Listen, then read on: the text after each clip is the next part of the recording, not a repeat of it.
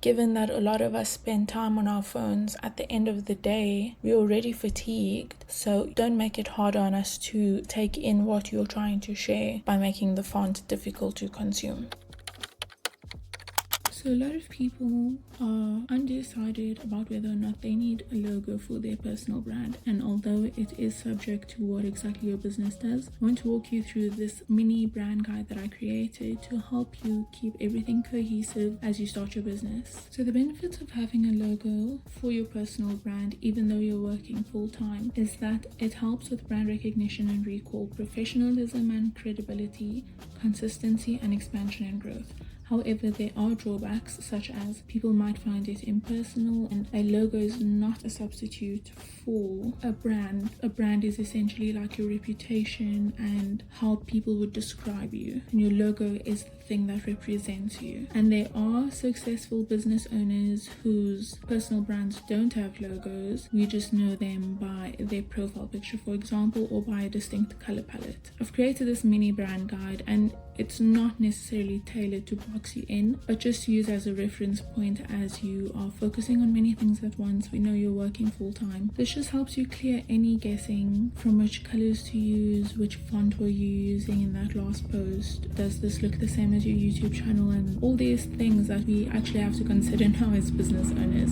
So let's get into it. Okay, so this is the front page of the mini brand guide, which, as you can see, I've labeled as a branding guide for full-time employees. And the motive of this book is to make it easy for you to keep all your colors, fonts, and visual inspiration in one place. So without having to go to the extent of having a brand Bible like most bigger companies, you just have this mini booklet to work with, and it's just a guide along the way so that you can always reference it when creating new posts and establishing your personal brand. As I said before, your personal brand does not need to have a logo. It can just be something notable but visual that people can recognize you by, such as your profile picture, a color palette. And then there are businesses such as my own where I prefer to use a logo, but that's also because I come from a design background, and my future intent is also to sell services and products. So here there's empty space for you to have an opening image. Then on the next page we have space for a tagline. So my tagline is helping full-time employees create part-time income. My tagline feeds into everything that I believe in and that I want to achieve.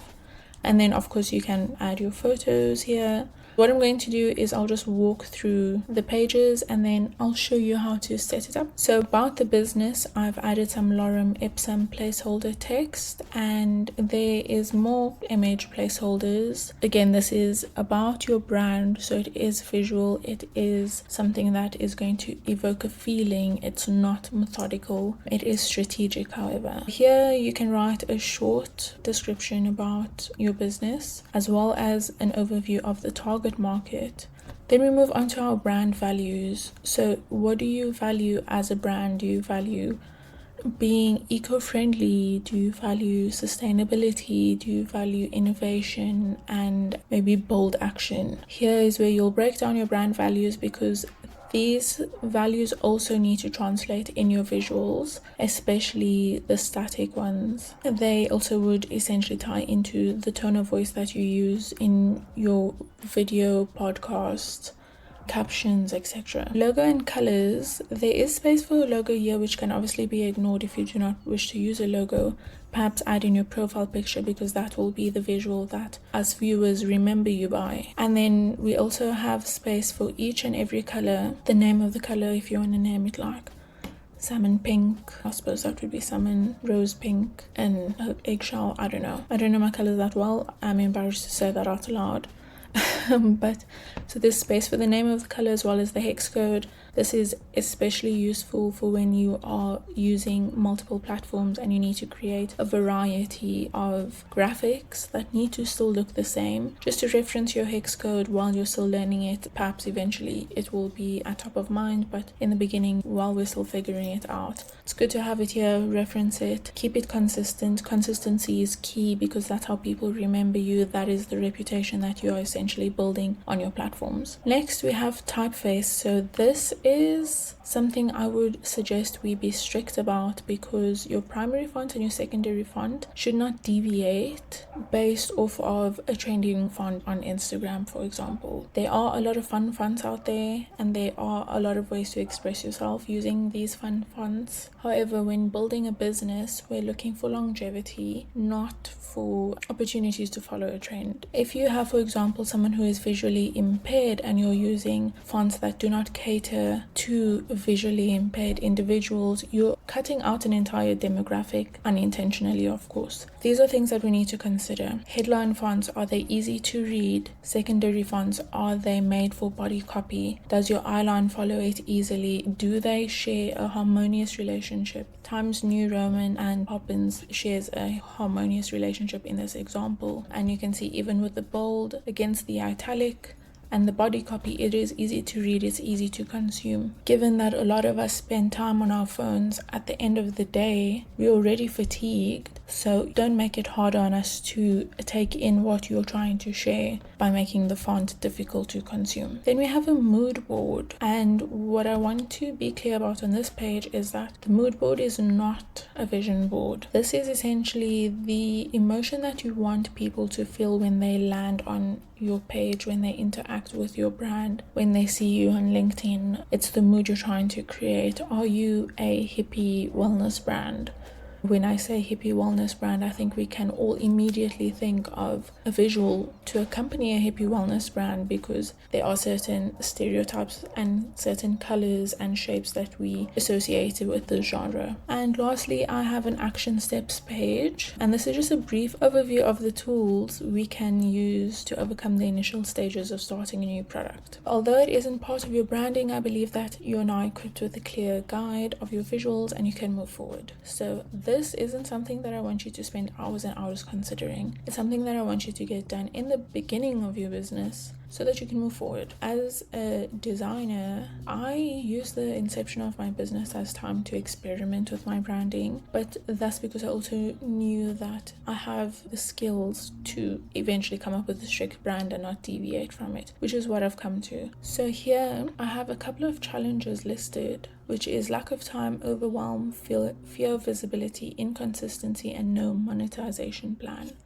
Okay, so let's get into creating my brand guide. So as you can see, I'm on the free version of Canva. Having the paid version, free version, I don't think it's really an excuse. So from my elements, let's see. I'm obviously sharing my screen, so things are looking a little bit chunky over here. So my mini brand guide. I have my logo somewhere. Here we got my mini brand. I take control of your visual identity. Okay, that's okay. This is the mini brand guide for Social Citrus. And then from here, so this is actually my tagline, so I don't need to change that. And this is essentially just the intro page. So let's look for, this is an image from my previous business. The world is waiting for someone like you. Tagline, and do enjoy this image. This I'm just going to not think too much about, because like I said, the aim of this is for it to be easy.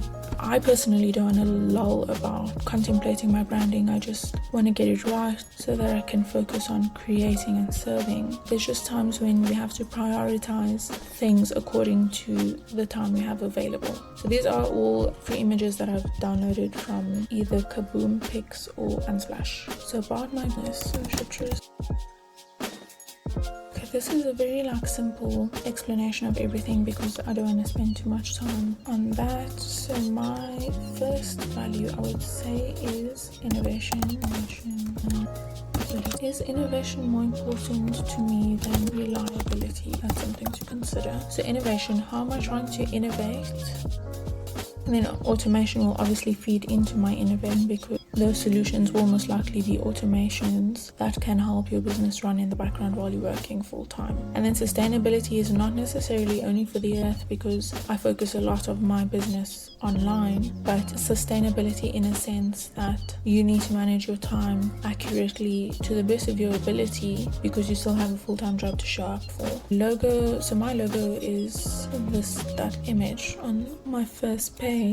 So I would essentially just squeeze that in here. So my logo can exist with or without the background, because it's just text. It's just a word mark logo. It's pretty simple. These are actually my colors. So obviously to find the hex code of that, I just click on it, copy paste. So I don't have the name of this color because I found it in Canva, but I would just call this salmon. I don't think it is salmon, but we're calling it salmon for now. And then I would carry on with these. Okay, so I have laid out minus the description, my logo and my colors for my brand. And as you can see, the colors do show up in variations in the gradient, which is my background of my logo mark. Although I love minimalism, I think this color can coexist with minimalist fonts and so on and so forth. I named these colors my own names because I have free will, so you know, it is what it is now. My typeface would be the seasons. Very important to also represent it here. And then here, that also just plug and play, quick change, find the name, and you just change the ABCDs to the font. You don't have to retype that. And my body copy font is No. I haven't used in a while. You change that to No as well. So here I have variations of the font use, and what I'm going to do, because to be able to see if they are harmonious together, you have to obviously put them together. As you can see, the italic version of the seasons isn't really legible. It's more an accent. I'll use that as an accent font because it's just got too many curvatures that make it difficult for the eye to follow, and I have really good eyesight. So imagine that on the eyes of someone who is visually impaired. They're not going to want to consume anything you create if this is the font you're using all the time. So now we move on to the mood board. So this is my mood board. As you can see, there are pops of orange. There is minimalism. There is a lot of water. And I incorporate the water because I work in travel and tourism. So the water is special to me because I get exposed to it a lot. And then someone working, mindset, minimalist, the orange, the books. It's cohesive. All these pictures to me make sense, right? To you they might not, but when I carry them out into my visuals on a larger scale, such as my Instagram page, it's not that I am not only going to use images of peaches or beaches. It's just I want to have my visuals come together and create the mood that this mood board is creating. If you do want to see my actual mood board, this is it. So it includes my pillars, which is fitness, lifestyle, business, and mindset. I'd pick images out of here and just plug them into there. And then I also have my words, so it's warm, it's minimal, it's natural, it's earthy. It's all of these things that I enjoy. It's images that I love sharing. It's not something that I have to put on a performance for whenever I need to post or whenever I need to share any visuals. So that is basically the overview of the mini brand guide. If you were to look at my Instagram, you'll be able to see that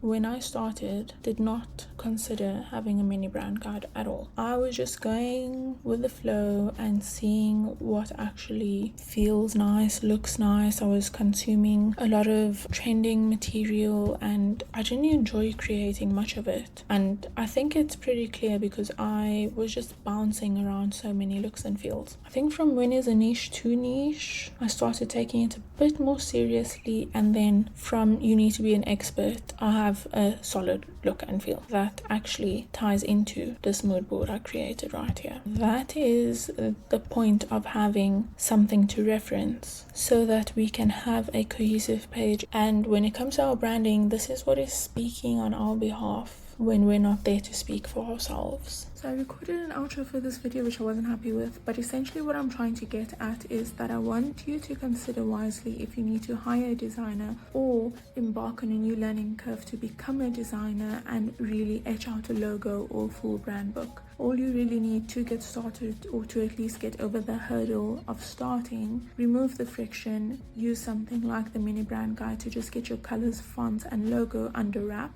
And then from there you can build on a lot later. So if you'd like the link to this book, just comment guide and I will send it to you.